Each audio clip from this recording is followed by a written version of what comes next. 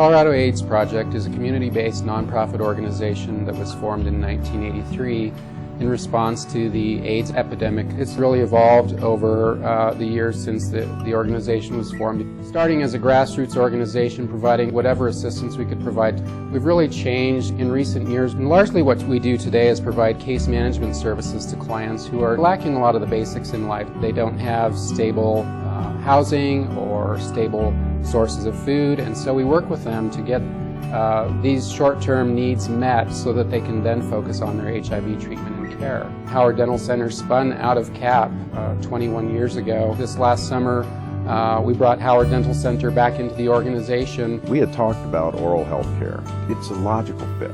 It's just another part of our vision, really, into the future, because we look at not only Howard Dental, but what other things can we do in this changing environment that we have? We're expanding what we're doing for clients and patients, and we're looking at what we can do for other populations as well. We're looking to create a new space in central Denver by combining the services that we're providing in the Denver metro area into one location, and in addition, the administrative services that we're providing to all of our offices statewide.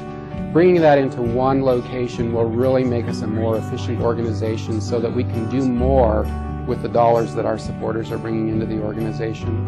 One of our goals have been to be on a major public transportation line, and so we're looking at locations on the Colfax corridor because it's really important that clients are able to get to us via public transportation and to be very easy for them to be able to do that. Having this one location where we're able to provide services to clients in a much more efficient way really means that for all these folks who are battling various issues, we're able to do more for them. In October of 2013, we were approached by CAP to develop a real estate program plan for a proposed new home for the organization. We have seen these projects leverage organizations in ways that are not even imaginable when the project starts, and new opportunities for both funding and partnerships and stakeholder engagement really fall in line with a project of this magnitude. Daryl and Bill reached out to me in March of 2014. They wanted to explore the concept of a feasibility study that would really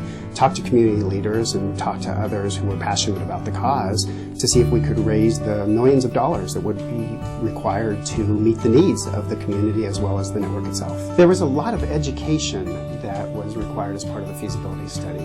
Why a new facility? How big of a facility? Why are you doing it now?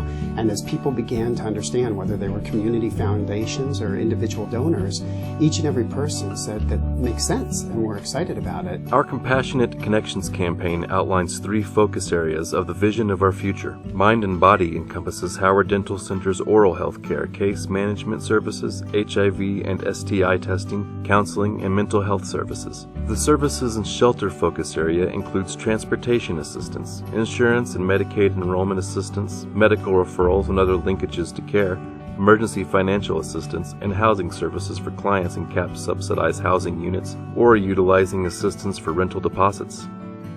Covered and Community focuses on CHN's nutrition and prevention programs. CHN's food banks provided nearly 150,000 meals in 2014 to almost 1,500 individuals. In addition, CHN's prevention messages and education efforts directly reached more than 27,000 individuals. CHN plays an active role in helping to shape public policy around HIV-related issues by advocating for state and federal legislation pertaining to HIV and healthcare issues and funding. In the 3 decades we've been in existence, I don't know that we ever felt stable enough to have our own building.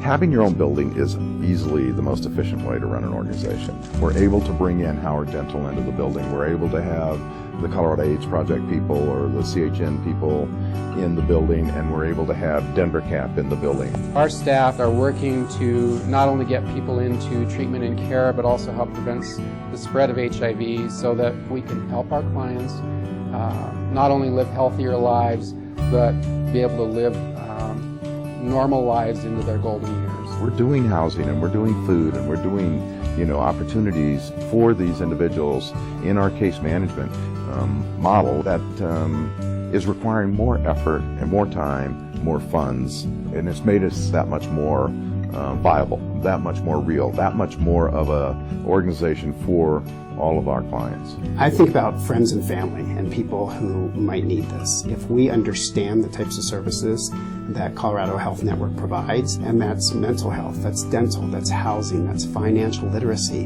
there are so many elements that I think we can ask ourselves, if we were in that person's shoes, wouldn't we be glad that there's a place like Colorado Health Network? In recent months, I've had the opportunity to meet with some of our founding board members from back in the early 80s who established this organization. Although HIV/AIDS has changed drastically over the past 30-plus years, there's still a huge need out there.